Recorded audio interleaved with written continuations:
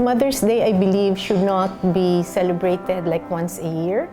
It should be like celebrated every day. Of course, the earlier we diagnose if there is a problem, the earlier we can address the problem. Starting a family comes at a later age, a later date. So high-risk pregnancies are more common now. Good day, everyone. I'm Dr. Jing, and welcome back to MD in Focus, the show where we bring you valuable health tips and recommendations straight from our St. Luke's experts. In this special Mother's Day episode, we're highlighting the incredible journey of motherhood and the dedicated care of our OB-Gyne doctors provide at every stage. Joining me today are heads of St. Luke's Medical Center Department of OB-Gyne, Dr. Catherine Lim for Global City, and Dr. Sherry Navarro for Quezon City. I'm sure both of you have witnessed thousands of stories of strength, love, and new life unfold within the halls and walls of St. Luke's Medical Center. Thank you, doctors, for joining us today. Thank you for having us here. Yeah, same here. Good afternoon. I'm sure this is such a time away from your job because every minute, yata every second may nanganganak po di ba?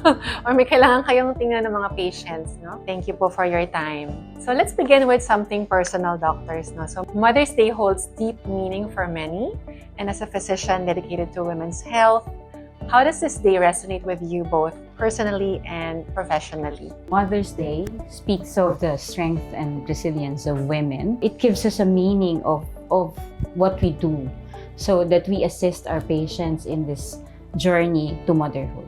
Mother's Day, I believe, should not be celebrated like once a year. It should be like celebrated every day. Every day should be Mother's Day. Yes, every day should be Mother's Day. Motherhood is the greatest thing, but it's the hardest thing actually. I agree. So I believe that motherhood will also reform our children or will shape our children, the future of our country. Doctors, how does having access to OB-Gyne specialists at St. Luke's determine the outcome of our patients' journey through motherhood? And not just motherhood, but also their journey throughout their women's health throughout their lifetime. Here in St. Luke's, we have a lot of services that we offer. For women who wants to have kids, of course, we start off with preconceptional, prenatal counseling, and then we accompany them throughout their journey, especially for high-risk patients. So we have a whole lineup of specialists, especially maternal fetal medicine specialists, and of course we have a well-equipped NICU, the non-intensive care, the neonatal intensive care unit, who will take care of our patients through this journey. So this is both in Global City and Quezon City. So from preconception, even before we get pregnant, we can already seek consult with our OB-Gynes and determine when's the best time to get pregnant. I remember my OB doing that to me, an ultrasound, and then she gave me something because I had PCOS to increase the success rate of my getting pregnant. I was going up from the lobby. I saw the material there. It said, "We give life to your dreams." Yeah. You know? So parang tumatak sa isip na, if you choose to become a mother eventually, then St. Luke's will provide life to your dreams. We are there for preconceptional, prenatal, during childbirth, and of course, postpartum. Even postpartum. Yes, so ibig sabihin after manganak, no? Yes. And you mentioned high-risk pregnancies. In rheumatology, there are many patients. Yes. We need to make sure that are seeing their OB-Gynes. Hindi kasi siya yung parang yung in the olden days na they just let their tummies grow, they don't seek consult, and then they never know that there are complications already, no? Because they have illnesses as well that they need to be caring for. So it's good to note that in St. Luke's, we can handle any type of pregnancy, whether it's the usual ones or the high-risk ones. Is it a very common thing to see in our OB-Gyne department or wards, that there are complicated pregnancies? If I may say also, the patients now are very well educated. They are very well read. Okay. So specialists of St. Luke's will deal with all the problems that they have. And we are lucky that St. Luke's provide all the care that we need for our patients. So let's talk about prenatal and postnatal checkups. So why are these very important to our expectant mothers or to people who want to get pregnant?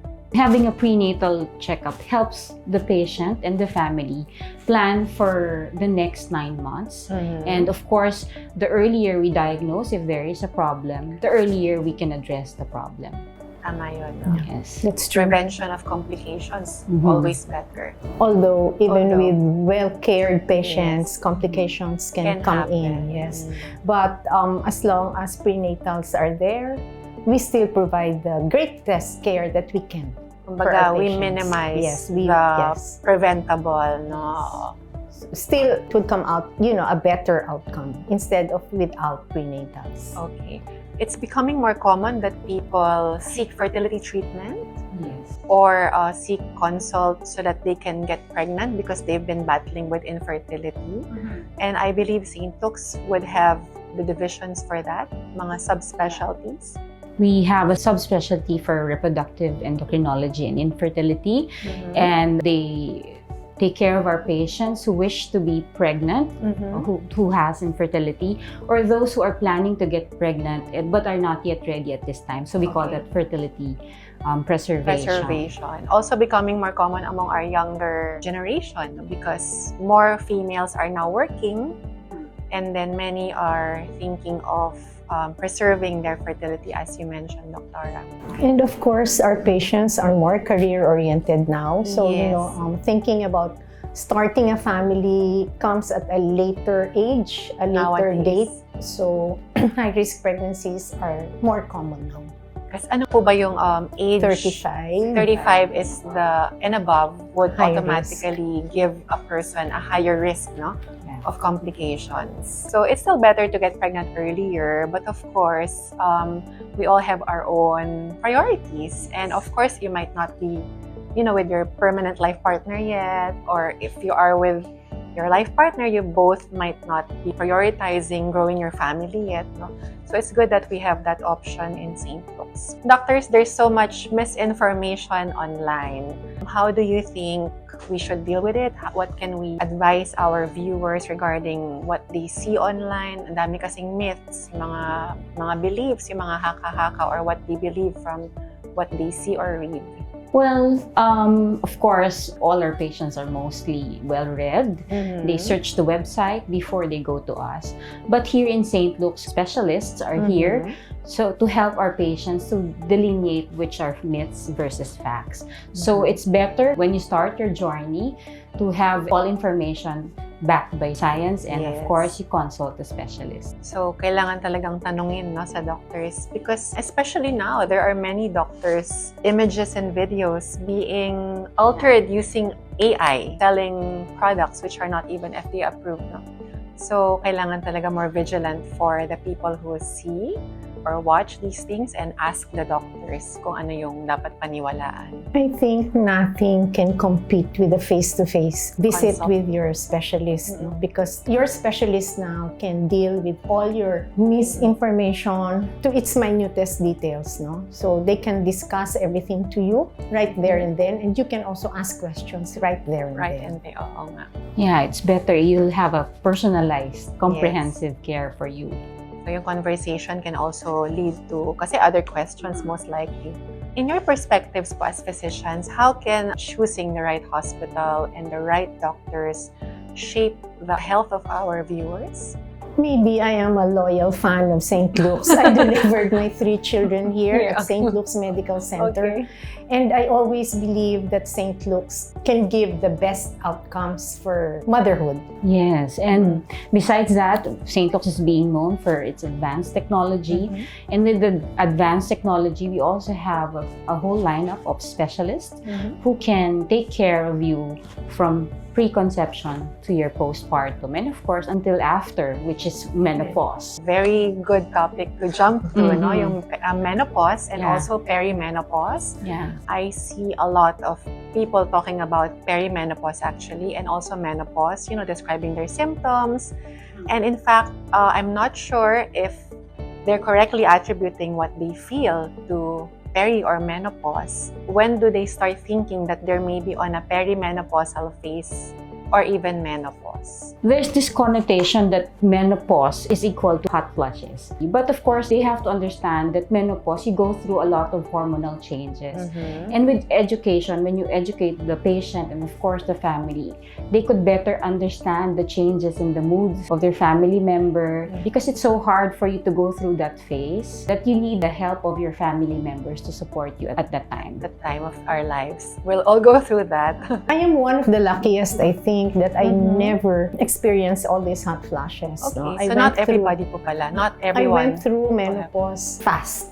So no signs, no symptoms, nothing except for cessation of menses. Of course, we would like to invite our patients to visit the menopause clinic here. The clinics are handled by specialists on menopause. On menopause. So both St. Luke's Global and QC have the menopause clinics. Yeah, so the patient can understand that there is something beyond menopause and what we have to do when we go through menopause, and that there are treatments for what you're experiencing right now. Doc, what about robotics, or in terms of yung advances in gynecologic care among our female patients? Is there anything that we can offer our patients?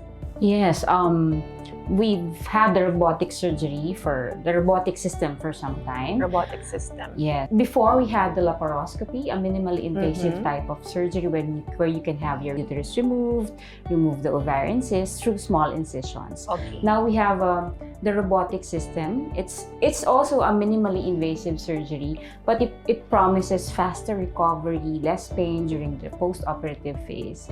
So when we do the surgery, so patients can go home like 24 to 48 hours after. So lesser hospital stays. Yes, so our and lesser surgeries pain, are pain. less. Kumbaga, surgeries are done faster. Small incisions. Small incisions. For mga ano ba, endometriosis? Everything. That we need for our gynecologic care. Okay, that's really good to know, no? So gone are the days wherein you really have to nurse a long incision side. What about in terms of ultrasound technology? Do we have anything that we can help our patients with? Well, in BGC, the high-intensity focused ultrasound is available. Okay. It's made for those patients who don't want to go under the knife. Okay. For those with myomas. Myoma. Yes, very common ang myoma. Yes, those are. We use some focused ultrasound to try to shrink the size of the myoma. So no surgery, no? No Just surgery. ultrasound to make the myoma smaller. Yes. There are so many people with myoma, and then iba-iba yung level nila. So many things to learn from our OB-Gynes, and so many things we have to consult for, no? Kaya talagang dapat we know who to go to. Doc, what about delivery experiences here in St. Luke's? Here at St. Luke's, we can say that we are going to give you the experience of your lifetime. We at Global, we have this birthing suite, which is like the water birth. So it's also another form of delivery. And we have a special room for water birth. Of course, we have specialists who also deliver exclusively for water birth. No? It's not all obstetricians who would deliver a water birth. So we have specialists for that, who train for that. So, hindi na kailangan sa bahay sila mag-water birth. For those who you know, now we hear about a lot of women delivering at home in their own bathtub. But hopefully there's no complication, no? You mean like smooth? Yes. Sana. That is why it is really very safe to deliver at St. Luke's, because you are already in the hospital. So just if in anything case, happens, complications arise, ang dami you are kasing pwede already po there in the delivery room. Like hindi kasha, yung mga there are so many potential issues that can happen. Yeah, we strive, of course, to help our patient. We tailor the delivery as much as possible to the needs of the patient and the family.